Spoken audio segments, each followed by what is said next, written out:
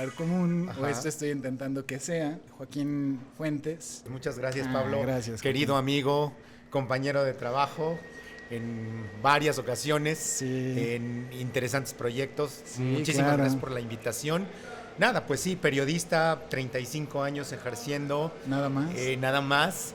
He estado en casi todos los medios de la Ciudad de México en televisión, me he especializado en televisión, he hecho radio, he escrito en prensa, en medios de televisión, bueno, Televisa, TV Azteca, Canal 22, Canal 11, Multimedios. en multimedios, exactamente, Milenio, en cadenas como ahora Al Jazeera, colaborando ahora con la BBC, también en algún momento con la Deutsche Welle y con CNN. Así que bueno, pues transitando por muchos lados. Y es muy emocionante, por ejemplo, cuando hablas de todo esto, yo que te escucho, que son además pues noticieros y estas agencias de información que son súper importantes, y canales ya internacionales, ya hablar de la Deutsche Welle o de la BBC, ¿no? Al Jazeera. ¿Tú estudiaste periodismo con esta intención? O sea, ¿sí tenías ya fija la meta? O sea, porque uno a veces va como con la corriente, como que fluyes, y estudiaste comunicación, terminaste de diseñador, o estudiaste periodismo, pero terminas siendo empresario. Entonces, Claro. yo no sé si en algún momento miraste a Joaquín en el futuro decir, yo quiero estar ahí. Es absurdo, es curioso y puede resultar hasta cómico cómo empezó. Yo desde muy chiquito escribía y me gustaba mucho escribir. Chiquito, ¿cuántos años? 7, 8 años Ok. ya escribía, Ujú. lo que fuera, pero Ujú. siempre me gustaba escribir, Ajá. lo que fuera.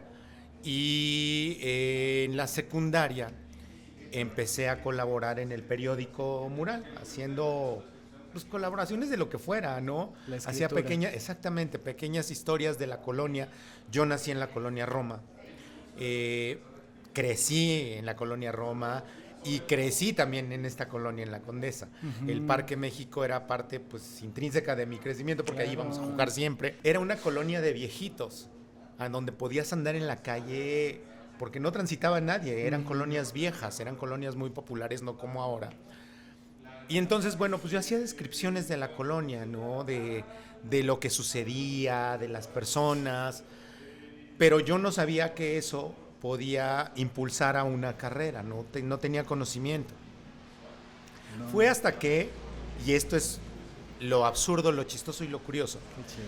que llega a México la película de Superman con Christopher Reeve. Ok.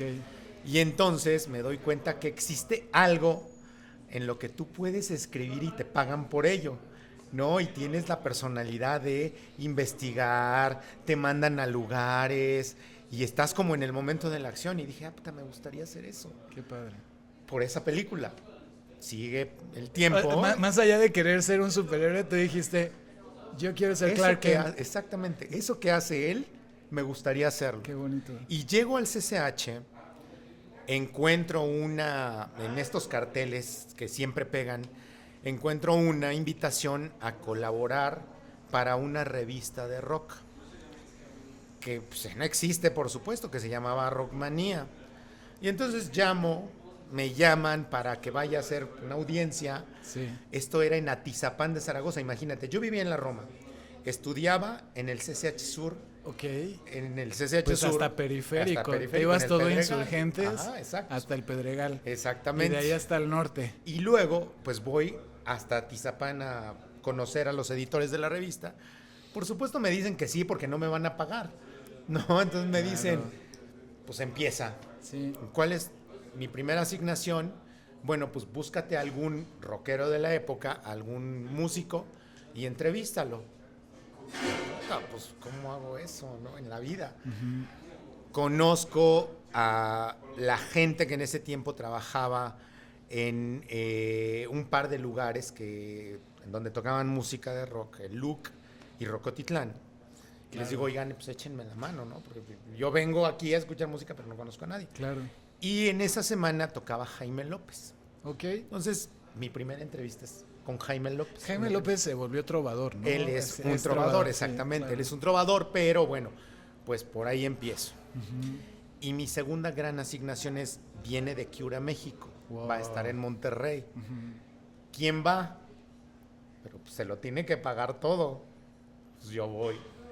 Lo que hace la revista es conseguirme una acreditación y pues ahí voy en autobús a Monterrey a entrevistar a The Cure y a tomar las fotografías del concierto. Qué increíble. Hago una crónica de eso, las fotografías salen publicadas y bueno, pues yo en las nubes, ¿no? Claro. Y de ahí se vienen otras entrevistas interesantes porque empiezan, pues sí, a verme cierto interés, entrevisto a los rockeros de la época, Joaquín Sabina, Miguel Ríos, Miguel Mateos, etcétera, Caifanes, a La Maldita Vecindad, etcétera, etcétera.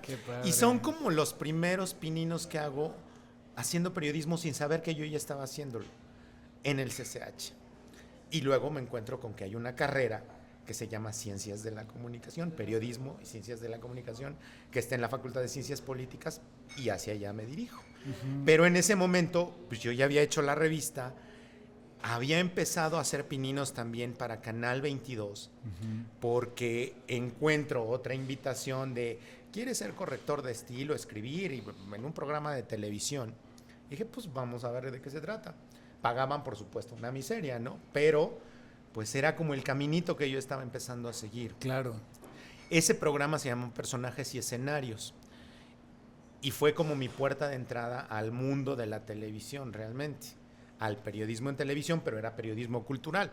Yo todavía no sabía todas las demás ramificaciones que había, ¿no? Claro. Entonces, bueno, esas son como las piedras fundacionales de la carrera. Con las que además está padre. O sea, digo, mencionas que sí te pueden estar a lo mejor pagando una miseria o a lo mejor ni siquiera te pagan. Pero la experiencia que además empiezas a adquirir y sí, ¿no? Como convenciéndote de, creo que sí es por aquí, ¿no? Sí, además, claro. Además, como estoy haciendo un viaje, ¿no? O sea, como sorprenderte del propio, de dar solo ese pasito, claro, ¿no? es, o sea, una sorpresa para ti mismo y una sorpresa para tu entorno porque dices, esto en la vida lo hubiera imaginado y es posible, ¿no? Y además, en algún momento a lo mejor esto fructifica en algo más, como tú dices, o sea, como experiencia, como conocimiento de gente, no lo sabes. O sea, vas a lo desconocido y dices, pues esto está padre, a lo mejor no es para todos, ¿no? Porque eso también suele suceder, o sea, claro. Te decepcionas, pero bueno, si te gusta, le encuentras la manera y el cariño, pues ahí vas, ¿no? Y que también no es tan fácil a veces como en el sistema en el que vivimos en general, a nivel global, que la escuela sí te tiene que dictar en cierta edad que encuentres tu vocación. Claro. A veces uno dice, tengo que encontrar el camino y de repente el camino te encuentra a ti y eso es lo fascinante de esto. En el periodismo yo me he dado cuenta que me decía uno de mis primeros grandes maestros, Federico Gómez Pombo, gran periodista de hace mucho tiempo, de otra generación, ¿no? Si la realidad no te ayuda, ayuda a la realidad. Y es cierto, o sea, muchas veces pues es esto de uno encuentra o cree que quiere algo y no está ahí, y entonces lo que está ahí te encuentra a ti y se acomoda y te empuja y te lleva, ¿no? Claro. Y eso es lo fascinante, y para mí el periodismo pues ha sido eso, ¿no? Y ahorita ese es el camino bonito, pero claro. Bueno, también hay veces que uno trae la meta como fija y aunque la realidad no te ayuda y además te pesa más a veces, ¿no? O sea, ni siquiera es que no te ayude, sino a veces hasta pareciera que te sabotea y dices, ¿cuándo me toca la mía? La competencia se ha vuelto caníbal, ¿no? Sí, justo. Es un monstruo tremendo porque estás compitiendo con cientos de montones de personas. Sí. No es como lo solía ser, que te encontrabas exactamente un anuncio y algunos cuantos iban y lo buscaban.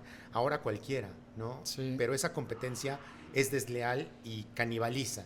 Y entonces es frustrante porque sabes que demerita el nivel y demerita una sana competencia también. Sí. Creo que es una combinación de ambas cosas.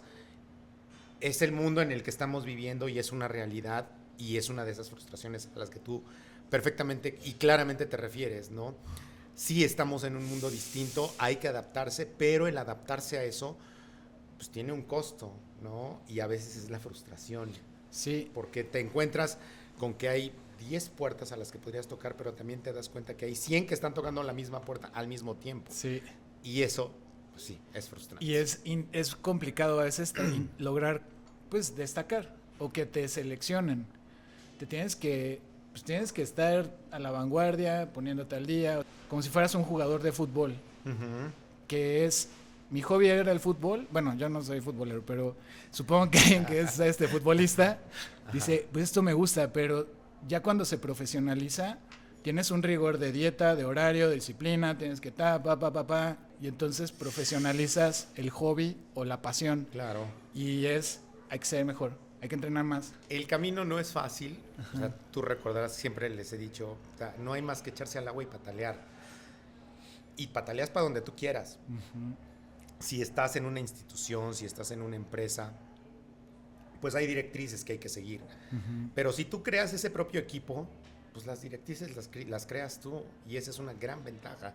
Siempre he creído, siempre he visto y siempre he defendido el pluralismo y el gran abanico. Ya el periodismo yo lo veo como un gran abanico de posibilidades, porque tienes 364 grados para donde moverte, y eso es maravilloso. Qué profesión, qué anhelo en la vida te permite algo tan amplio como el periodismo.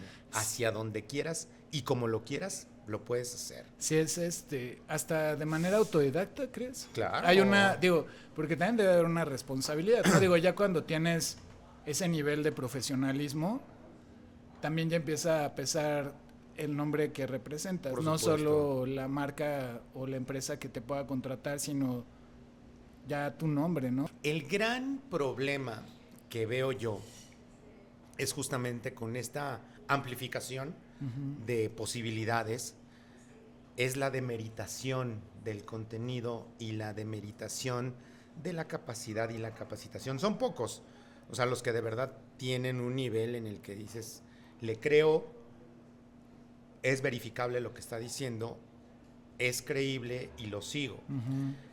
El gran problema de nuestros tiempos es que como tienes montones de opciones, pues cualquiera es no verificable, no creíble, pero es una opción. Sí. Y como esa opción engancha contigo de alguna manera, o sea, porque si el saludo que hace te gusta, pues ya te enganchó. Claro. Y lo vas a seguir y vas a decir que sí. Claro. Pero es el gran riesgo de estos tiempos, ¿no? La poca credibilidad y verificabilidad de la información en el ámbito periodístico. Sí. O sea, cualquiera se convierte en un reportero periodista, en un líder de opinión, y eso es un gran riesgo, ¿no? En esta época de ya los 2000, donde las redes sociales mandaron a la goma a la televisión, donde ya el reportero a veces era anticipado por el local, por solo traer el celular y decir, esto está pasando en mi colonia. Y yo lo veía así como, pues ya, o sea, la gente está haciendo su propio periodismo, sí, ¿no? Exacto. Entonces, y sus propias películas, y su propio podcast, y todo. Que uno... Mi tía Pachita, o sea, mi tía Pachita es reportera en su colonia. Mi tía Pachita tiene 75 años, ¿no?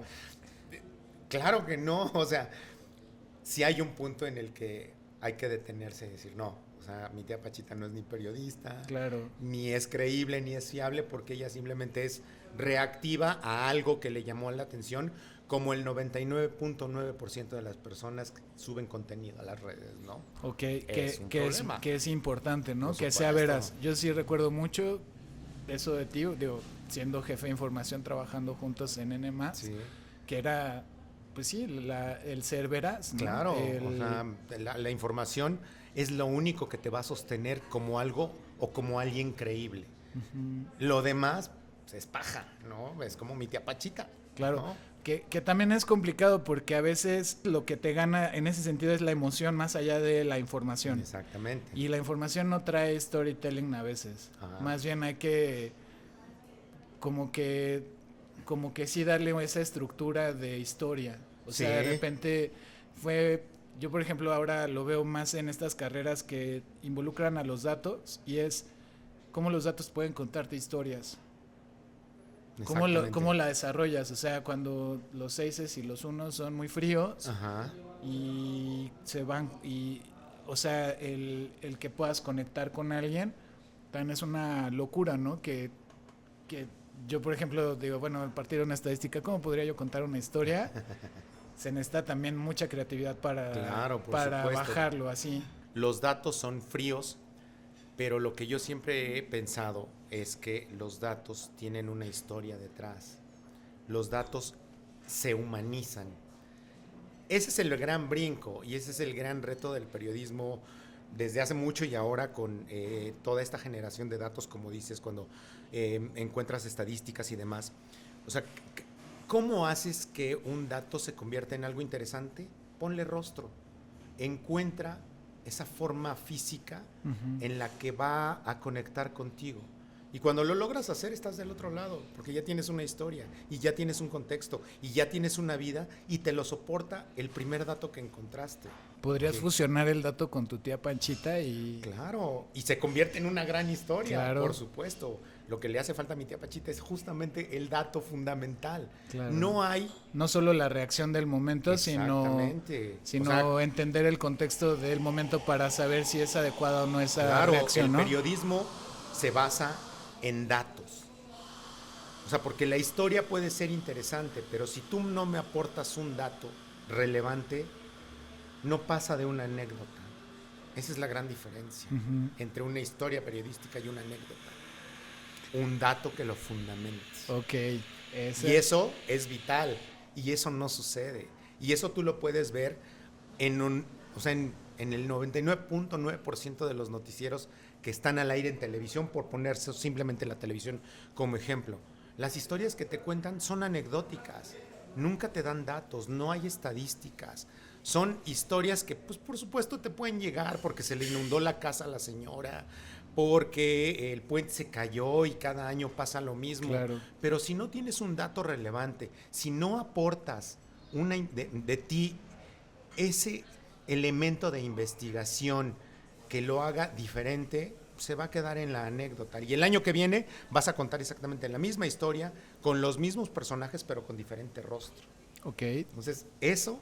Que ya eso vuelve estadística. Exacto. Eso ya, pues, ahí empezarías a construir ya realmente la anécdota con información. Con información, claro. ¿No? O sea, pero bueno, nadie lo retoma. O sea, todo se olvida. Todo es reactivo. Sí. Como mi tía Pachita, que es reactiva. Y que es bien importante que ahorita lo que dices, yo por ejemplo así me veo como el peor estudiante en la primaria de historia, porque la memoria a veces no, o sea, como no hay un, o sea, ejercicio más bien está lleno de datos, y la verdad es que yo para comprender un algo y memorizarlo y adherirlo a mi sistema y recordarlo es porque lo tengo que entender. Claro. No nada más porque la capital de tal país es esta y al señor se murió en tal fecha, decía, pero y eso, y ahí cómo me afecta. Claro. ¿No? Y digo, y me veo a lo mejor en el lugar común de la gente que a lo mejor no sabe qué pasa con una reforma tan importante como la que pasa también ahora, ¿no? De repente es, ¿por qué unos están enardecidos? Porque otros están viendo otras cosas, y porque yo no lo entiendo. Claro. Y te juro que sí, quienes me hacen entenderlo son los periodistas. Qué bien, qué bueno. O sea, eso habla bien de que hay quienes se salvan todavía en la profesión. Exacto. Eso es muy bueno, porque sí, o sea, tú puedes encontrarte miles de explicaciones, cientos de explicaciones en este momento de qué es la reforma, pero si no hay... O sea, si es una explicación desde el sentido común, es válida, pero el sentido común tiene que traer una estructura de datos y una explicación contundente de por qué sí y por qué no, porque si no, se queda también en lo reactivo y ese es un gran problema. Sí. O sea, todo mundo tiene ideología, tendencia, etcétera, es inevitable. Por ejemplo, la reforma. O sea, la reforma viene de 1000 explicaciones, sin embargo, sí creo yo que para explicar algo, no solamente lo tienes que entender, sino tienes que aportarlo, desde el ámbito periodístico. O sea, explica, sí, con conocimiento de causa, pero también aporta. Y tus aportaciones no tienen que ver con un sentido personal, sino con el sentido de la información, es decir, ¿por qué podría ser buena o por qué podría ser mala la reforma? Pues porque estas son las circunstancias en las que está planteada. Ese es el contexto, sí, claro. Esa es tu base. Pero ¿hacia dónde podría ir? Y ahí viene el análisis periodístico. Pues esto podría derivar en, sí, una dictadura chavista, no una democracia estadounidense, sí llegar a ser Dinamarca, pero las razones pues las tienes que dar a conocer tú El como contexto, periodista. ¿no? El contexto, claro. De eso se trata el periodismo.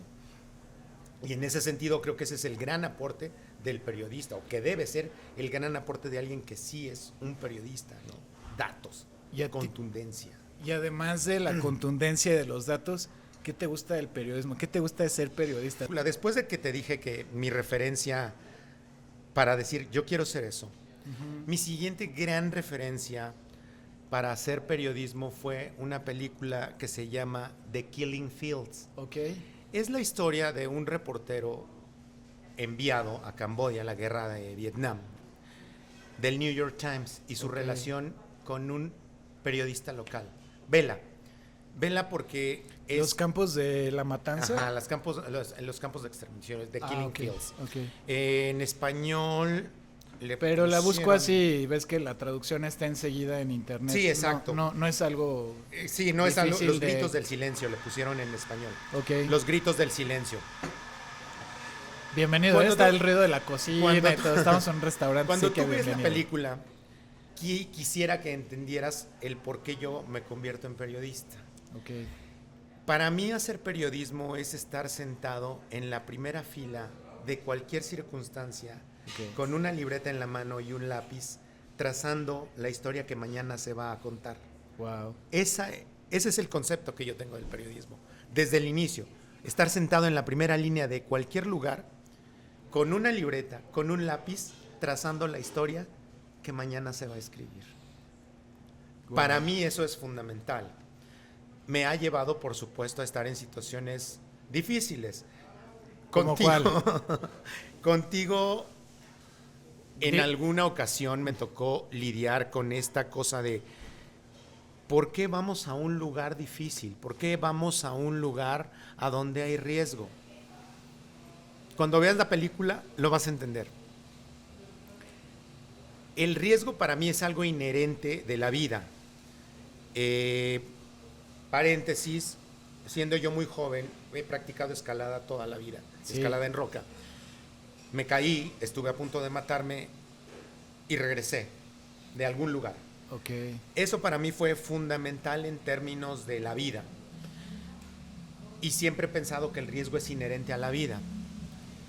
Debes saber, yo estoy en el mecanismo de protección a periodistas porque estoy amenazado por el cártel de Sinaloa, por una rama ahora ya prácticamente inexistente del cártel de Sinaloa, que se llamaban los Antrax. A mí me amenazaron de muerte, me persiguieron, me han balaceado, me han levantado. ¿Te balacearon? ¿Dónde estabas ese día que te balacearon? A mí, ¿qué anécdota?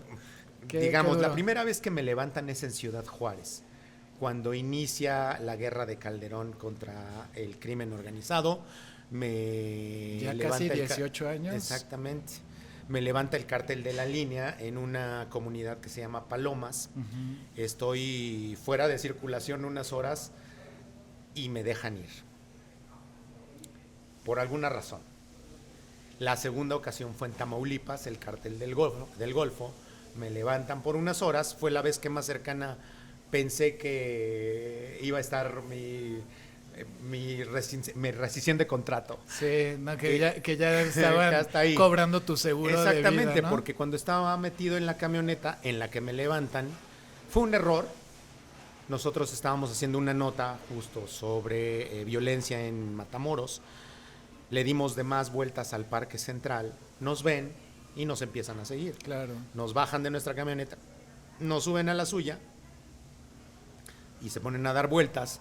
Por radio dicen, denles piso al camarógrafo y a mí. Y entonces, pues tú sabías que darle piso a alguien era matarlo. Yo no lo sabía hasta ahorita. Cuando tú escuchas denles piso, pues es, ya, mátenlos. Sí, claro. Y empezamos a salir de la ciudad, porque hasta ese momento estábamos dando vueltas en la ciudad. Cuando llegamos a algún lugar, no sé dónde, porque todo el tiempo ibas con el pie en la cabeza, ¿no? En el suelo de la camioneta, alguien vuelve a llamar por radio y les dice, déjenlos ir. Y nos regresan hasta las orillas de la ciudad. Entonces, bueno, ahí pasa. Y la tercera vez, que no fue un levantón precisamente, pero que fue una situación relativamente difícil o muy difícil fue en La Laguna. Secuestraron ese día, levantan a otro compañero. La Laguna, ubícanos un poquito. Sí, es los límites de Durango, Sinaloa. Perfecto. La zona de La Laguna, de Coahuila y Durango, perdón. Estamos haciendo una nota sobre violencia en el penal. Ahí había sucedido una matazón, habían prendido el penal y llegamos. Llegamos un equipo de la empresa para la que trabajaba yo y otros compañeros de otra empresa. Sí. Llegamos en el mismo vuelo, llegando a la ciudad, nos separamos, ellos van directo al penal, yo voy a hacer unas entrevistas a la ciudad y a ellos los levantan y queman su coche. Y se los llevan. Nosotros cuando íbamos hacia el penal, me llaman y me preguntan de mi oficina, de las instalaciones de la empresa para la que trabajaba ahí en esa ciudad y me dicen, ¿dónde están? Pues vamos rumbo al penal, vamos de la ciudad hacia el penal. Dicen, no se muevan, los están buscando, los quieren levantar, ya levantaron a un equipo de televisión que llegó de la ciudad con ustedes. Uf. Va a llegar un equipo de seguridad a donde estén. Okay. Llegó la policía municipal. Nos llevan a las instalaciones de la empresa para la que yo trabajaba y llegan 200 policías a resguardar, pero nos dicen, este no es un lugar seguro, o sea, los quieren a ustedes. ¿Por qué? Pues porque vienen a levantar polvo. Claro. Y entonces la policía del estado se hace cargo de nosotros y nos llevan hasta las instalaciones de la policía del estado, a donde hay un contingente de elementos de la policía estatal y del ejército impresionante. Perdón, miento. Nos dicen, no es un lugar seguro, los vamos a llevar al hotel. Ahí los vamos a resguardar. Un hotel de cadena de 100 habitaciones. Lo vaciaron para quedarse solo con nosotros. Cuando nosotros llegamos estaban sacando a toda la gente del hotel. Ok. Entonces, ¿qué año estás hablando? ¿Es la misma época? Es la misma época. Es que no fue levantar el polvo. No, fue sacar, fue como si le hubieras hecho al excusado con la bomba. Exactamente. O sea, y estaba saliendo todo, ¿verdad? O sea, todo explotaba, sí, a donde movieras. Sacan a toda la gente del hotel, nos meten al camarógrafo y a mí a un cuarto, el edificio rodeado por agentes de la policía estatal, por elementos del ejército, y en nuestro cuarto afuera 2 elementos del ejército y 2 de la marina adentro con nosotros. Pasan las horas y dicen, es que sabemos que vienen hacia acá y este no es un lugar a donde nosotros ni nos podamos proteger ni los podamos proteger a ustedes. Claro. Y entonces, ¿qué hacemos? Pues los vamos a llevar a las instalaciones del ejército. Y en una tanqueta nos meten y nos llevan hasta las instalaciones del ejército. Uf. Toda la noche. Hasta el otro día, a las 5 de la mañana, que salía el primer vuelo a la Ciudad de México, que nos agarra otra vez y nos dicen, vamos a salir ahorita. Cualquier cosa que pase, ustedes agachados en el piso de la tanqueta, sin moverse. Y a cruzar la ciudad a las 4 de la mañana, los elementos de la Marina nos bajan en el aeropuerto al pie del avión, nos trepan y hasta que no se empieza a mover el avión se bajan ellos y el avión resguardado. Imagínate lo que era para los pasajeros que estaban a bordo, pues estar viendo a 2 güeyes que estaban custodiados por el ejército, la Marina, la policía estatal y todo ese operativo. Todo porque nos estaba buscando una célula criminal. Exactamente. Wow. Pues bueno, después de todas estas cosas, yo trabajando ya para otra empresa, recibo una serie de amenazas por unos reportajes que hice sobre la reina de los Anthrax, que era la líder de esa fracción. Y me dicen la dirección de mi casa, la dirección de la oficina, a qué hora saben que salgo, a qué hora llego. Me tenían perfectamente ubicado. Sí. Y lo que hace esta empresa, que era una empresa norteamericana, Univision, es: te vamos a meter al mecanismo de protección porque no sabemos qué más que hacer. Y desde entonces estoy en el mecanismo de protección por amenazas recibidas. Wow, así que bueno. Y 20 años viviendo amenazado. Bueno, con la alerta, Con ¿no? la alerta, con mi botón de pánico. Y yo te conozco como una persona muy alegre, o sea, siempre eres muy sonriente. O sea, yo no sé si ese es estoicismo, pero Tratas de, o sea, los primeros meses, debo decir, fueron difíciles. Mi esposa, que es productora de televisión y que sabe perfectamente de qué se trata este negocio. Y además de noticieros. O sea, era un agobio constante porque tu casa, gracias, estaba vigilada por elementos de la policía. Yo recibía llamadas, sin mentirte, 10 veces al día de la policía para saber en dónde estaba, cómo estaba, con quién estaba, qué iba a hacer, cómo lo iba a hacer. Era agobiante. Trato de tener buen humor porque era tu propio reality. Exactamente. Eso, estabas consciente viviendo, de que estabas siendo vigilado. Claro, eso es una locura, ¿eh? Claro, por supuesto. Después comenzaron a bajar, con el paso del tiempo comenzaron a bajar las medidas. Sigo con el botón de pánico como una medida cautelar, pero fue agobiante. Y lo que platicaba yo con mi esposa también desde ese momento es, a esto me dedico, tú sabes que así son las cosas, tú te dedicas a lo mismo desde otra trinchera, hagamos lo que necesitemos hacer si es necesario, ¿no? Si no, también eres libre de decirme, no, güey, o sea, tú estás muy loco. Sí, no, justo te iba a preguntar si eso llegó a afectarte hasta en esa parte ya personal. O sea, digo, porque digo, en lo más íntimo, para ti solito seguro, pero ya cuando estás con un núcleo, que es una familia. Lo piensas mucho, claro. O sea, yo le bajé muchísimo a la cobertura de hechos violentos justo porque pues mi circunstancia personal había cambiado, ¿no? Claro. Ya no era soltero, no tengo hijos porque he estado convencido de que traer más hijos al mundo es una locura. Y estamos igual, ¿eh? O sea, sí. Yo también estoy muy convencido, pero porque yo soy ecoansioso. Yo soy esta generación. Okay. Y desde los 20 años decidí no. No quiero heredar a nadie de mí. Tu botón de pánico. Exactamente, ¿no? Exactamente. Y en ese sentido, bueno, afectó y no afectó, porque mi esposa fue muy consciente, muy solidaria y muy leal. Se lo agradeceré siempre. Pero yo también fui consciente de la circunstancia y le bajé muchísimo a esa parte. Se calmaron las cosas, sí, pero siempre vives pensando que estás en un riesgo. Sí. Y ese riesgo se transmite de otras maneras, porque después de eso, aunque le bajé, me tocaron otras coberturas en otras zonas a donde nos tiraron de balazos, nos corrieron igual, escopetazos. Me ha tocado cubrir tragedias, inundaciones, temblores, etcétera, y siempre estás en riesgo, ¿no? Siempre hay un riesgo inherente. Y eres... Otra vez el primero con el lápiz y libreta, el papel, ¿no? Claro, que ese es el gusto que le tengo al periodismo. Pensar que a través de mí muchísima gente más va a poder encontrar algo interesante del mundo en el que yo estoy inmerso.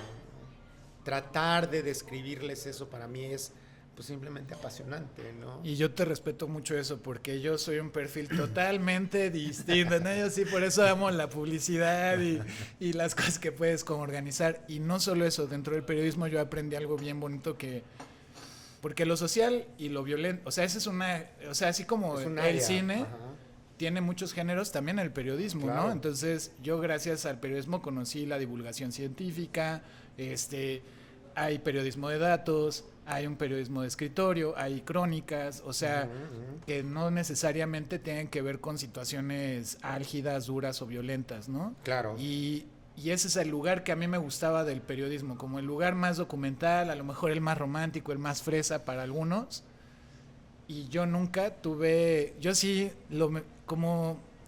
sí mi pasión es lo audiovisual, pero sí mi pasión no era ponerme en riesgo como periodista. Ajá. Porque también eso tiene, o sea, los compañeros que hemos tenido, sobre todo tú, pero pues yo sí, algunos así de hombre, así otros realizadores o camarógrafos que decían, no, yo amo la adrenalina, y yo, no, sí, yo veo el sueldo y no me alcanza para tanto riesgo. Claro. Yo lo veía así, a lo mejor es muy egoísta o así. No, es distinto, lo que te decía. Menos aventurera. El periodismo, afortunadamente, es un abanico de posibilidades. Sí. Y en ese cabemos todos. Sí, claro. Hay sangre para cada cosa, hay estilos para cada cosa.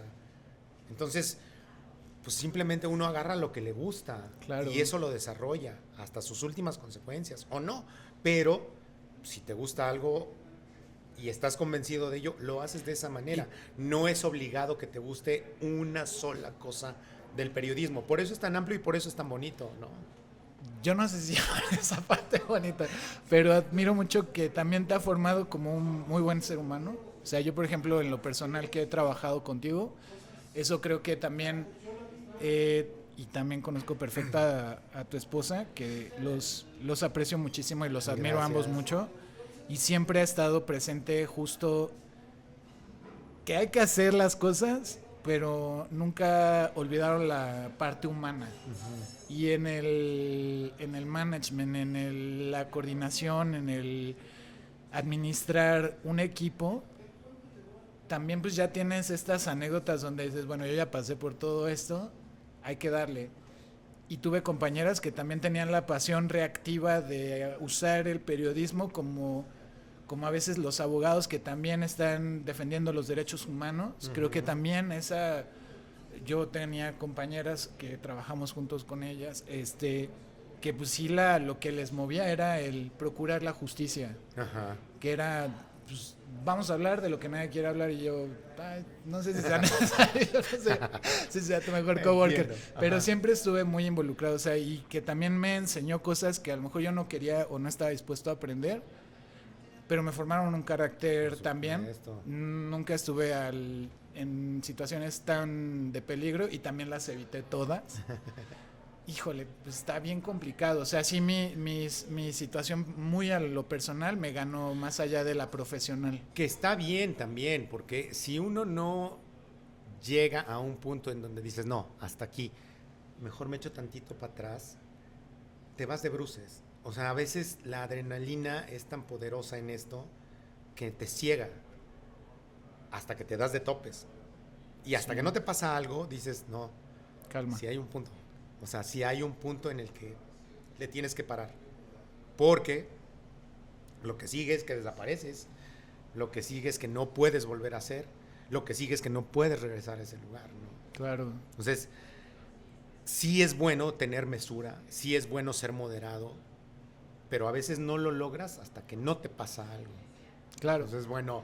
Y porque tu pasión es claro, justamente contar ese tipo de historias, exacto, ¿no? También que sí es muy válido lo que a ti te pasa también, porque no es el ámbito en el que te quieres mover ni en el que te gusta moverte. Pues eso es perfectamente plausible, respetable. Sin embargo, pues ahí es, ok, estoy aquí, pero no es tanto lo que me gusta y empiezo a buscar otra cosa que me lo permita. Sí. Entonces, bueno, pues opciones vas a tener. O sea, trabajé con ustedes 8 años. Bueno, yo con Yolanda, tu esposa, trabajé 8 años, 2 proyectos distintos, en uno de divulgación científica con la UNAM que amaba, que me encantó, porque también desarrolló un género para mí del de documental de naturaleza o científico que disfruté mucho. Y después estuvimos en N+, y entonces fue el ejercicio donde yo decía, bueno, pues sí me desarrollaron el olfato periodístico. Ya llegó la comida y me gustaría que probaras un poquito. La entradita. ¡Qué rico! Está buenísimo. Ok. Me encanta porque además siempre el efecto es ese. Sí es un regalo la experiencia de la comida. Ahorita también sería importante a lo mejor saber qué sigue para ti, por qué seguir en el periodismo, si tienes a lo mejor otra cosa que pues, practicas también escalada en montaña. No sé, ¿cómo ves a Joaquín en un ratito más? Mira, la verdad es que este tiempo desde que dejé la dirección de N+, y que decidí tomarme unos meses de descanso, son muchísimos años de corrido sin parar. Y la verdad es que también dije, no, sí, o sea, creo que es bueno hacer una pausa, terminar cosas que no había finiquitado por tiempo, porque como bien sabes, pues esto te absorbe las 24 horas. El horario era complicado, yo empezaba en el canal a tener comunicación con la gente a las 6 de la mañana, y me iba a las 11:30 o 12. Entonces es un horario muy absorbente. ¿Me gustaría regresar a algún medio de manera fija? Sí. Estoy freelanceando ahora, muy a gusto. Estoy como productor en México para la cadena Al Jazeera. Y lo que te decía, comienzo a colaborar ahora con la BBC de Londres. Entonces eso pues me llena de mucha satisfacción. Son otras puertas, es regresar a una cancha en la que tampoco había estado tan activo y que creo que para el futuro es bastante bueno y prometedor. Claro. Son otras cosas, son otros temas, es otra manera de trabajar. Sin embargo, bueno, uno siempre extraña la adrenalina. Si regresa, es bienvenida. Pero prefieres, o sea, ¿sí te gusta el trabajo como ahorita ya de coordinar reporteros, como jefe de información, o sea, ahora produciendo, ¿no? Que también es también otra cancha, ¿no? Claro. O sea, porque también sabes cómo se hace la noticia, pero ahora es cómo administrar todas esas cosas y también Exacto, pues hacer una especie de curaduría, ¿no? Es También. exactamente una curaduría, es eso, justamente el trabajo de news producer para una agencia es justamente tú decides qué temas se van a proponer a la central, lo platicas con el reportero, con el corresponsal en este caso, haces los contactos, o sea, es un trabajo periodístico también, desarrollas la investigación y el reportero se va al campo a hacerla, a donde tú también estás acompañándolo, ¿no? Claro. Para esta cosa de complemento. Entonces es mucho más completo porque además tú te haces cargo ya también ahora de los envíos, de los envíos del material, de la pieza hecha. En el caso de Al Jazeera, nosotros mandamos material a Washington, a Londres y a Doha. Entonces son pues diferentes horarios, diferentes maneras de trabajar, pero es interesante. Claro. Con la CNN pues va a ser de México a Londres, ¿no? Con BBC. Con BBC, con la BBC, perdón, exacto. con la BBC. Pero coordinas todo eso, ¿no? Claro. Si hay que hacer enlaces en vivo, los coordinas también. Entonces es un trabajo mucho más completo. Otra manera de hacerlo, no tanto en el campo de batalla, porque tú no eres el corresponsal a quien directamente le van a tocar esos cocolazos, pero estás en el trabajo de back. Sí, claro. ¿no? Y estás en todo el proceso. Eres una contención, ¿no? Para Eres toda una esa. contención, Porque exacto. yo, de hecho, me acuerdo que justo en Guanajuato, que fue mi experiencia más álgida así, pues era estarme. Yo me acuerdo, lo tenía muy presente, mantenerme como conectado y que estuvieras consciente de dónde estaba yo. O sea, era como, voy a salir, voy a entrar, voy a llegar, voy a pasar, voy a dormir, voy a llegar. O sea, Exacto. como que...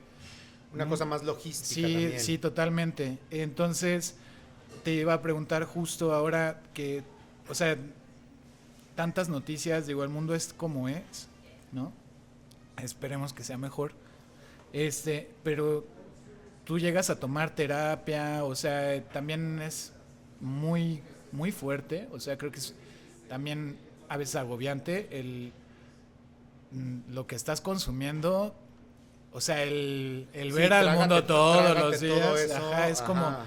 Es como ver el mundo a través del excusado, digo, a lo mejor está medio fea la metáfora, pero pues sí, tienes que andar viendo cosas que muchos evitamos, ¿no? Y sigues sonriendo, que eso, digo, wow, que pues te lo reconozco mucho, pues con todo este bombardeo, que además no es que veas redes sociales, sino a ti te tiene, entonces es tu chamba, así de, ay, otro muerto, una violencia, posible guerra, narco, violencia, víctima, etc. ¿Cómo lo...? Nunca he tomado una terapia por el estrés del trabajo. Realmente mi terapia siempre ha sido... Creo yo que como empecé muy joven a practicar deportes extremos, que en ese tiempo pues no eran tan extremos, no se veían como muy, muy comunes, quizá. ¿Qué deportes practicabas además del montañismo? Montañismo, alpinismo, espeleología. Entonces, ha sido una terapia para mí eso. O sea, sí, el estrés siempre lo he bajado con el deporte. Con irme de campamento, con hacer actividades al aire libre. Para mí es una manera de terapia muy efectiva. A mí me ha funcionado. Sí, claro. No sé, digo, puede ser que no a todo mundo, pero para mí es muy funcional. Cuando tienes estas circunstancias de regresar y haber visto muertos o que te amenazaron o que tú y tus compañeros estuvieron a punto de ahogarse porque el río se desbordó, lo que sea, me retraigo un poco, me voy a caminar, a escalar o a acampar un par de días para sanarme y regresar. A mí me funciona. Y por ejemplo, quienes no tienen un poco ese acceso, porque también, bueno, o sea, no todos pueden hacer montañismo, ¿no? Y también sí creo que sí es muy terapéutico estar poniendo o enfocando tu mente en otra cosa. En este Claro. momento zen de aquí, aquí estás en otra cosa, ¿no? El montañismo implica otro tipo de enfoque, ¿no? Pero tú, por ejemplo, ¿qué podrías recomendarle a alguien que pues sí está como en ese nivel, pero que a lo mejor no podría hacerlo? ¿O cómo lo resolverías tú si no hubiera el montañismo Claro, en tu vida? hay que aprender a separar las cosas. O sea, sí hay que dejar, cuando llegas a tu casa, cerrar la puerta y todo lo que está de la calle para atrás, que ahí se quede. Que tu casa sea un espacio de sanación, porque si llevas todas las cosas que cargas en el trabajo, todas, cualquiera que ésta sea, al interior de la casa, se te desmorona la vida. A mucha gente le puede funcionar las terapias con profesionales, creo que sí, pero una actividad ajena completamente, no sé, puede ser nadar, pintar, escribir, otra cosa completamente, en donde tu energía se vaya de otra manera, te va a ayudar mucho. Claro. Te va a hacer relajarte y despresurizar todo lo que el trabajo te implica.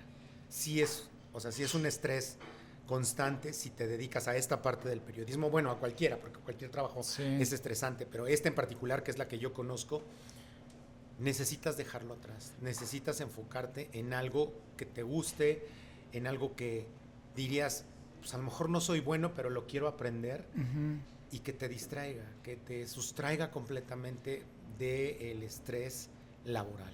Sí, y ahora que lo dices, creo que, por ejemplo, aprender cosas nuevas también, a mí, por ejemplo, me ha funcionado, ¿eh? Yo también llevo más o menos los mismos meses que tú en el freelance, Ajá. ¿no? Porque, pues, obviamente, nos fuimos del mismo proyecto, ¿no?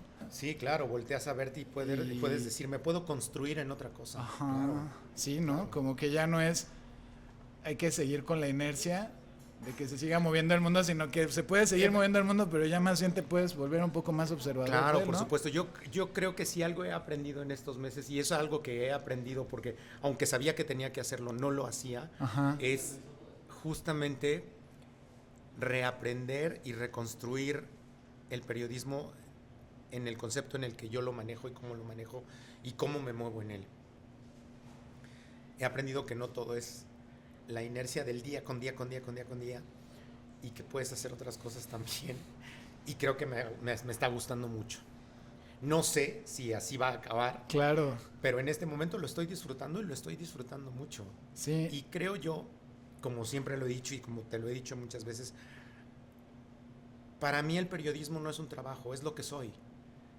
Y eso me va a llevar a cualquier otro camino en donde sé que puedo ejercer lo que sé hacer y que me apasiona, con una dinámica distinta a lo mejor, con un perfil distinto también, pero haciendo lo que me gusta.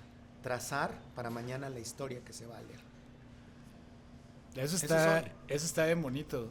Y, por ejemplo, si no hubieras tenido esta convicción de ser periodista, a lo mejor el montañismo o la escritura, de todas maneras, de alguna forma te hubiera movido. Claro, o sea, serían como tus otras válvulas de escape para Exacto. seguir siendo Joaquín en otro ámbito. Con cierta plenitud. Claro, por supuesto, siempre he pensado. Yo no estudié biología marina por falta de recursos. Yo vengo de una familia muy humilde y no hubo los recursos como para que yo lo pudiera estudiar. Aunque yo trabajé desde muy, muy joven, pues no me alcanzaba. Ahí sí, no me alcanzaba ni para cómo. Pero pienso, si hubiera sido biólogo marino, hubiera sido exactamente igual de feliz que ahora. Si me hubiera dedicado al montañismo, sería igual de feliz que ahora. Y estoy haciendo algo que me gusta, claro, y que me hace muy feliz. Entonces, no me agobia. Ya. No me agobia. Y a pesar de que el periodismo te ha puesto en el lugar más peligroso, lo sigues apreciando, te sigue gustando. Claro. El periodismo me ha dado muchísimas satisfacciones. Conocer a mucha gente, conocer muchísimos lugares, escribir sobre eso, ver plasmado lo que yo hago, mi trabajo, impactando a mucha gente. Eso es para mí lo más importante. O sea, sí, el periodismo me tiene feliz porque estoy en donde quiero estar. He tenido muchas satisfacciones, muchísimas. He ganado 4 veces premios nacionales de periodismo de entre miles de compañeros. he ganado algunos premios internacionales por trabajos periodísticos que también me tienen muy satisfecho, pero para mí eso, digamos, es importante, muy importante, pero no lo es todo, porque el todo es el día a día que yo puedo seguir ejerciendo algo que me gusta hacer. Claro, porque está padre que todavía no estás satisfecho, ¿no? Claro. Pero, pero está bien también saberse en su suficiente. Claro, por supuesto. ¿No? Si yo digo hoy, ok, me retiro, me voy a pescar a algún lugar, me voy súper contento porque he hecho lo que he querido, en donde he querido y como lo he querido hacer, que eso es algo también muy valioso y a veces difícil en el periodismo, la libertad de hacer lo que quieras. Siempre todos los temas que yo he puesto en la mesa se han realizado, sin peros, como los he querido hacer. Que eso es privilegio, ¿eh? Pues es un privilegio. Sí, o sea, el tener esa, pues esa oportunidad de que tú puedas liberar la idea como tú la tenías planeada, exacto, está padre. Que por ejemplo yo, es algo que también, eso sí no me gustaba mucho del periodismo, la falta de planeación a veces, porque el momento es ahorita. Híjole, a mí la falta de planeación es una de las cosas que sí, no, también me enseñó el periodismo de no hay suficiente tiempo para planear. Y a veces por más que quieras, de repente yo, pues sí, mucho busco la estética o lo que quieras, pero sí había cosas que además también necesitaba yo, como que yo me tenía que programar, claro, para disponerme a la prisa. Y entonces es cero planeación, o sea, te vas ahorita, o sea, así pasaba, sí. Así de, oye, ya, te vas en un vuelo, así ahorita, así, ¿qué? ¿Cómo la cuento? No, pues mira, pues ya eres periodista, ¿no? Entonces como que das por hecho eso, y a lo mejor un documental, que a lo mejor no necesita el medio en el que estás, no necesita que ya lo hagas, que ya lo pongas, que ya lo muestres. Es que tienes tiempo para planear. Ajá. Y en el periodismo es, pues estás preproduciendo, produciendo y postproduciendo al mismo tiempo, claro. Como así, te comes la sopa con el guisado y el postre al mismo tiempo, órale, de acá. Sí, son dos maneras de trabajo, por supuesto muy distintas. Cuando tú tienes una nota que puedes proyectar que no va para hoy, o sea, a lo que le dices es un bomberazo o es un hot en este momento y lo puedes planear, pues está perfecto porque sabes a lo que vas, ¿no? Ya tienes entrevistados, lugares que vas a grabar, qué es lo que vas a grabar. La planeación ayuda en ese tipo de notas cuando son notas que no son un breaking news. Pero la adrenalina del breaking no se compara con nada, porque tú, como profesional de la información, vas a encontrar, a descubrir, a desarrollar y a presentar justo de la manera más cruda lo que se te presenta.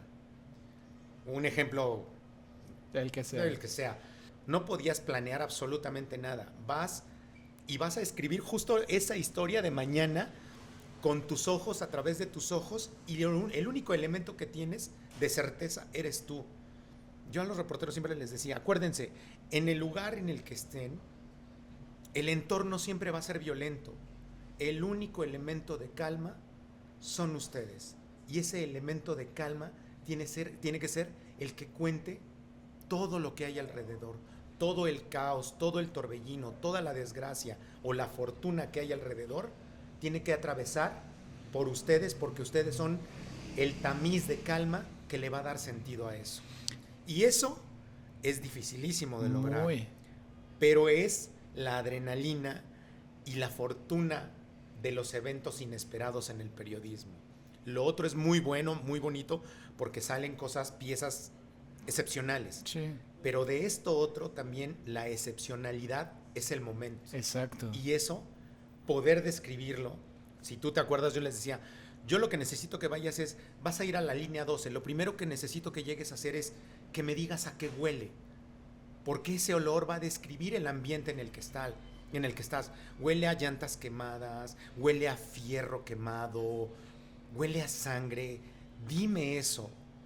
A través de tus ojos tú me vas a contar toda esa descripción que no puedo tener yo, pero que necesito como tú televidente. Claro. Es difícil, pero si no tienes ese elemento de calma, no lo vas a lograr. ¿Y tú cómo llegaste a esa conclusión? Porque es una gran, de verdad, sí lo veo como una muy buena máxima, o sea, como de esto tendría uno que tenerlo en su En decálogo el de chip. periodista, tal vez, que es súper importante porque no estás a partir de la reacción, sino cabeza fría para ser ese Cabeza fría, tamiz. corazón caliente. Ajá. Pero si no tienes claras las emociones, a veces... No, te confundes y todo se Claro. vuelve un enredo. ¿Cómo llegas a eso? ¿Cómo tú llegaste tú? O sea, ¿cómo de repente dices, "Ah, esta Esa partida, así, sí. es más, y además lo compartes, o sea, Ajá. además es como a las futuras generaciones de periodistas o a los periodistas que se están formando o los que son más jóvenes que tú, pues al final de cuentas es un gran consejo para ellos. Eso viene es un consejo que me da también otro muy buen maestro mío, periodista cubano que ahora trabaja para una pequeña televisora en Miami, Miguel Cosío se llama él. Él era un gran contador de historias. Y al mismo tiempo yo conozco a Ciro Gómez Leiva cuando era reportero, gran contador de historias. Y al mismo tiempo soy un gran apasionado de la lectura, tanto de Gabriel García Márquez como de José Agustín, uno de los autores que más me gustan. Y ellos hacen descripciones literarias muy bonitas, de olores y de sabores. Y cuando yo me doy cuenta que el periodismo puede combinarse con la literatura en esas descripciones, mi primer gran trabajo de cronista para televisión, en las primeras semanas yo era un desastre, no tenía ni idea de cómo hacer esto, Okay. porque eran crónicas de eventos políticos. Imagínate cómo crónicas un evento político, era la carrera por la jefatura de gobierno, la primera jefatura de gobierno de la Ciudad de México, con Cuauhtémoc Cárdenas como candidato, y eran crónicas diarias de 15 minutos para televisión, en donde describías todo lo que tenía que pasar en los eventos políticos. Puta, yo estaba frito, no tenía idea, y mis primeras semanas yo dije, me van a correr porque lo que hago es horrible, hasta que llega Miguel Cosío y me dice, no, te vas a ir ahora con otro realizador, un hombre más experimentado. más experimentado, Fernando Sánchez Mejorada, gran realizador, ha hecho cine en algunas cosas en la UNAM. Él tiene muy buen feeling para detectar cosas. Y entonces ellos dos me empiezan a decir, fíjate en lo que estás viendo. O sea, trata de describir lo que ves. Y entonces entre ese concepto y lo que yo leía y decía, claro, yo tengo que decir a qué huele, porque lo que huele va a ser importante. O sea, el evento de Cuauhtémoc Cárdenas en Iztapalapa, donde donde le regalan gorditas de nata y también quesadillas de flor de calabaza, es lo que permea el ambiente y todos están felices. Esa descripción, Felipes y con tenis. Esa descripción puede resultar interesante. Y a partir de eso me di cuenta que era realmente relevante, que hacía la diferencia, porque cuando tú ves una crónica, incluso hoy en día de el candidato llegó feliz al evento en donde miles de personas lo esperaban, es diferente a una descripción en donde dices, yo siempre les he dicho, para la televisión o para el audiovisual es importante tener 3 elementos. Es como tener un Lego. Tú tienes una imagen, un audio y un texto. La combinación de esas 3 cosas te va a hacer crear cosas muy interesantes, maravillosas, pero hay que combinarlas, nunca empalmarlas. Y entonces cuando me doy cuenta que tengo la necesidad de tener o de contar con esos 3 elementos y desarrollarlos, digo, claro, si yo digo, el candidato llegó tarde, pero la gente estaba feliz porque, y ves a la señora con la cazuela del cerdo friéndose y todos comiendo, y entonces complementas una frase en donde dices, el candidato llegó tarde, pero nadie le protestó porque, y ves a la señora entregándole tacos de carnitas a la gente y la gente felices, claro, que además combinaban con botellas, o bueno, en un ambiente en Xochimilco donde el Día de Muertos ya estaba presente y el aroma lo permeaba todo, y ves las flores de cempasúchil, entonces tu mente empieza a recrear no solo la imagen, claro, sino el olor, y complementas todo esto. Sí. Hace una diferencia. La historia fría de el candidato llegó tarde a su meeting y leyó durante 2 horas su speech. Que siguen siendo los datos fríos, ¿no? Exactamente. Personifica, ponle rostro, hazlo humano. Eso es la gran diferencia. Sí, y está increíble porque de hecho también me ha pasado justo que el audiovisual pues estimula 2 sentidos, Ajá. pero te provoca que los otros también se estimulen y tú solo estás usando la vista y el oído. Y audiovisualmente es poderosísimo porque cuando ves algo que te mueve hasta se te pone la piel chinita, o cuando ves una imagen hablando de comida hasta sientes que huele y hasta ya se te antojó, entonces estás estimulando otros 2 con estos sentidos. También refieres a Gabriel García Márquez, que bueno, pues también era periodista, sí. ¿no? También gran maestro, supongo, para justo encontrar esa línea narrativa, claro, ¿no? exactamente, exacto, sí. Creo yo, es importante, algo que se ha perdido últimamente es el aprecio por la literatura. A tu salud, salud, amigo. salud. Salud, amigo. Salud. Y para mí creo que es importante. ¿Por qué? Porque te da herramientas. No es que copies, es que encuentras vetas y caminos y te enseña, te orienta. Y sí es algo que yo pienso que se ha perdido en las últimas generaciones periodísticas, ¿no? El desarrollo de la buena lectura para un buen desarrollo periodístico. ¿Alguna lectura que te gustaría? Muchas gracias.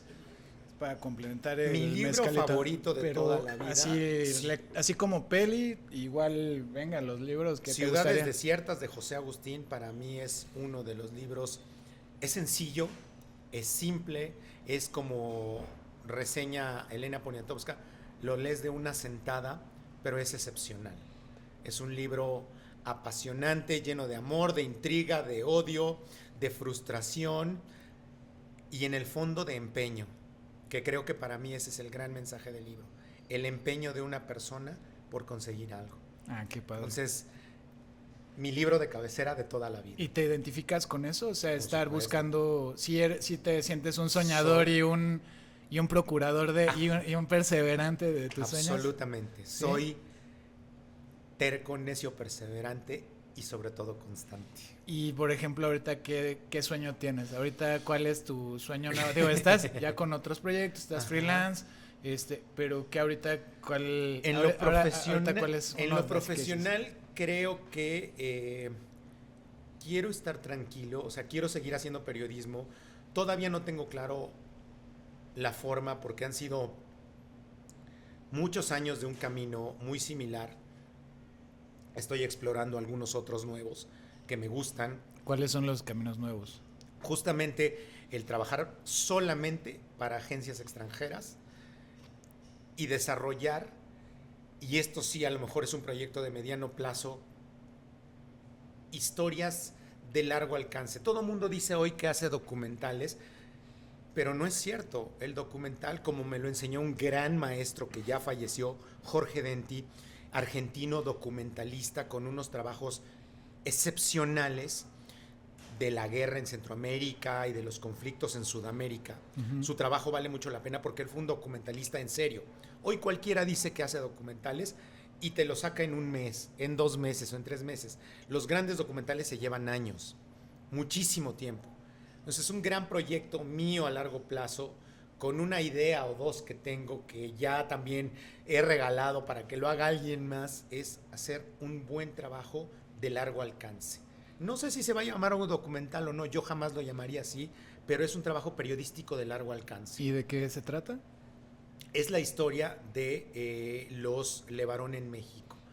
Okay. La comunidad Levarón en México, que para mí es la piedra fundamental de la creación de las autodefensas en el país, en todo el país. Los conozco muy bien, trabajé muchísimo tiempo con ellos, tengo material de muchos años atrás con ellos, que es solo material que yo tengo porque lo he trabajado yo. Claro. Y algún día a lo mejor ve la luz, no sé cuándo. Pero bueno, eso es como un proyecto a largo plazo. Terminar los pendientes que tengo en este momento que me tienen frito, pero bien entretenido y me gusta porque tengo el tiempo para hacerlo. Y ya vendrá después lo demás, en lo profesional. Si llega una nueva oportunidad en algún lugar más fijo, bienvenida. Tampoco quiero desecharla porque estaría mal. Porque necesitamos un seguro Porque médico. necesitamos seguro médico. Porque ya cada vez estamos más viejitos y así. Claro, porque uno no se está haciendo más joven, pero y porque mi gran sueño de la vida, junto con mi esposa, es tengamos algunas propiedades, rentémoslas y vayámonos a vivir a algún lugar paradisiaco. O sea, le tenemos un gran cariño a la península de Baja California. Sería el lugar ideal para retirarnos. Increíble. Y vivir ahí. Pues es un gran sueño. Es un gran sueño. Es un gran sueño, pero además sí creo que también pues ya le has puesto bastantes tabiques a esa casa sueño, ¿no? Sí. Si fuera esa. Y estamos encaminándonos a ello, ¿no? Está Este increíble. es el momento en el que dices, ok, no quiero que mi vida siga siendo el trajín que ha sido hasta ahora. Voy a seguir hasta donde necesite para dar ese otro paso. Está increíble. Y así llamamos. Y la otra es justo que ahorita que decías que no estás negado a tener un trabajo formal, creo que también ya la dinámica es multifacética. Claro. O sea, ya también de repente es como una especie de vieja escuela que se empieza a hacer y también pues como todo como que todo va cambiando. El hecho de que haya habido una pandemia también fue un parteaguas para ahora varias empresas, como ahora ya estar trabajando de manera remota y ya usar la tecnología a favor para que no necesariamente tengas que desplazarte a la oficina, Claro, sino más bien optimizar tiempos. Y gracias a eso es que a veces hasta lo optimizas también, que hasta te da el tiempo de tener otras experiencias. Cosas.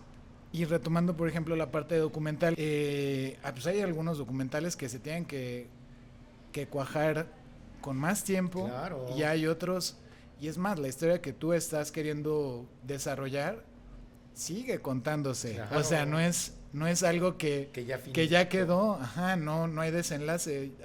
Gracias a un proyecto en el que estuve yo coordinado por Yolanda, cuando yo fui a la Independencia, a la colonia Independencia en Nuevo León, era como conocí a una documentalista. Nuestro personaje era una artista que estaba documentando todo lo que eran los sonideros que había ahí, y ella decía, pues que tengo discos y discos duros, o sea, hablando de información y tarjetas, ajá, todo el material, y no lo iba a terminar pronto.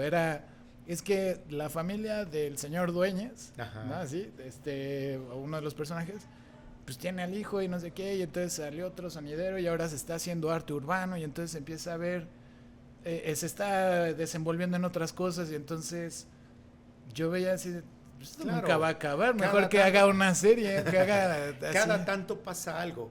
O sea, yo tengo material de hace 14 años, cuando el incidente que da a conocer a la familia Levarón, cuando secuestran a Eric Levarón, y ellos deciden no pagar recompensa aunque mataran al chico, sí, porque no se iban a doblegar. Bueno, yo tengo material desde hace 14 años. Claro. Y cada tanto surge algo. Y ha pasado, y ellos, tuvieron también, yo estando contigo, ¿no? Fue que también en una camioneta hubo un incidente horrible, se los quemaron y todo horrible, pero... Entonces cada tanto pasa algo. No es que digas, es que el documental voy a hacer un documental y en 3 meses lo tengo listo. No, estas cosas se cuajan, y eso me lo enseñó alguien que de verdad hacía documentales, ¿no? Es un proceso largo. O sea, la gelatina tiene que estar bien cuajada. Si quieres llegar a un mensaje como con esta amplitud de cosas, ¿no? Porque a veces puede ser que el mismo periodismo solo te enseñó una cosita, y realmente apenas es solo la ventana de todo el túnel que falta por explorar, claro, ¿no? Todavía falta entrar más y más, y digo, a lo mejor hasta podrías desarrollar un libro, ¿no? Sí, también, por supuesto es una posibilidad.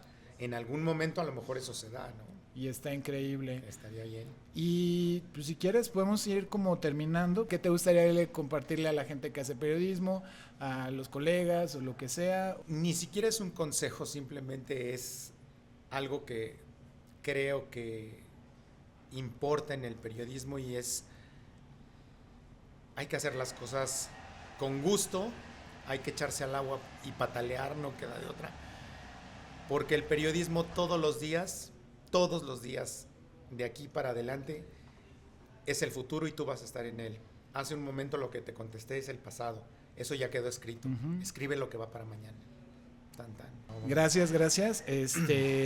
Y pues nada, que cumplas todos tus sueños, Joaquín. La neta. Gracias, Pablo. Gracias por la invitación. Bien, gracias. Venga.